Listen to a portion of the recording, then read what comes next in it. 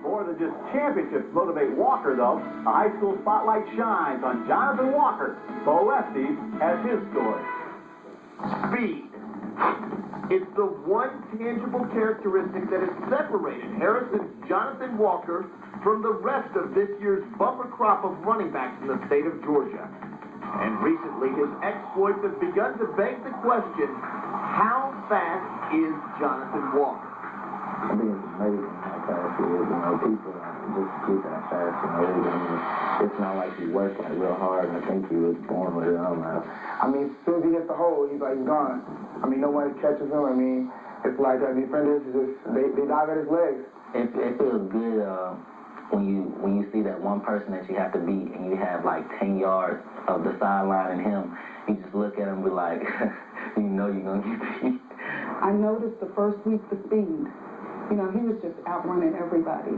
So I thought, well, this kid has some talent here. Let's see how far he can go. And he's been going ever since. With his blazing speed, Jonathan Walker has put the Harrison football team on the fast track through the Georgia high school football playoffs. These Hoyas have managed to slice and dice their way through the competition all the way to the state final. He knows that without Mickey's block, he's not going far. Mickey knows if he doesn't do his job, he's not going far in all the backs. And he's part of that. But the thing is, when he goes, it's the whole route. Jonathan's life hasn't come as easy as his success on the football field. 4 years ago, his father lost his life to the hand of violence. So this season, Jonathan's only opportunity to play with his little brother Joshua has been dedicated to his father.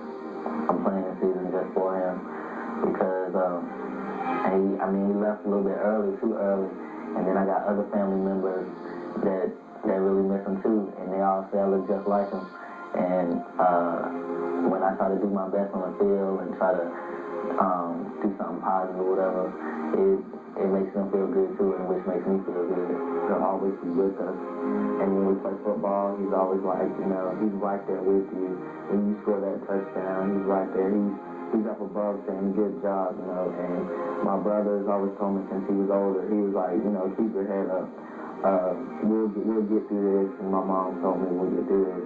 He believes that his dad is watching him and gives him strength and keeps him going. And I think that's an inspiration for other kids to know that even when you have something tragic in your life, you can go on and you can get strength behind that tragedy.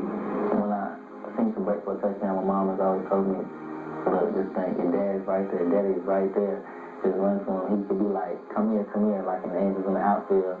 How the angels be helping everybody. Sometimes I amaze myself. I'll be like, did I do that? And then I can tell somebody has my back. Thanks, Bob. Saturday in September, Harrison and Parkview kicked off their respective seasons by squaring off under the Georgia Dome at the Corky Kell Kickoff Classic. In what was the closest game of the night, the Panthers outlasted the Hoyas 8-7 on penetration in overtime. But who could know 14 weeks of football later, the same two teams would end the season the same way they started it, playing each other. Ironically, the two players that shine the brightest in the first showdown, Parkview's Jeff Francoeur and Harrison's Jonathan Walker, have been the playmakers for their teams all season.